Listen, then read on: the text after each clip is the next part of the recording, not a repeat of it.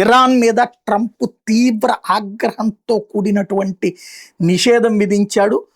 అది డే అంటే disaster day అనాలన్నమాట. ఏంటయ్యా అంటే ఎకనామిక్ ఆపరేషన్స్ కంప్లీట్గా ఇరాన్తో ఆపేసుకోండి అని ప్రపంచంలోని అన్ని దేశాలకి హెచ్చరికలు జారీ చేశాడు. ఇప్పటికే ఇరాన్కి సంబంధించినటువంటి నేవీని నాశనం చేశాము, ఎయిర్ ఫోర్స్ని నాశనం చేశాము, మిలిటరీ ఫ్యాక్టరీస్ని సర్వనాశనం చేశాము, అట్లాగే వాళ్ళకి సంబంధించినటువంటి కరెన్సీ విలువలేనిదిగా చేశాము, వాళ్ళ దేశానికి సంబంధించినటువంటి థ్రెడ్ని మొత్తం ఎవరెవరితో సంబంధాలు ఉన్నాయి దెబ్బతీశాము.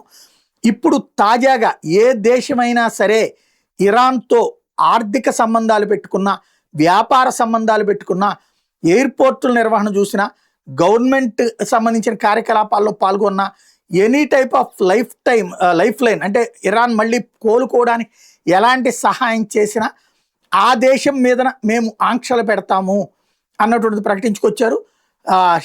ఆ దేశానికి సంబంధించిన ఇరాన్ ఆయిల్ కొనడానికి వీల్లేదు, ఇరాన్కి సంబంధించినటువంటి ఫ్రంట్ కంపెనీస్ కానీ షిప్ రిజిస్ట్రేషన్స్ని కానీ చేసుకోవడానికి వీల్లేదు. ఇది ఎకనామిక్ డే అని ప్రకటించుకొచ్చాడు.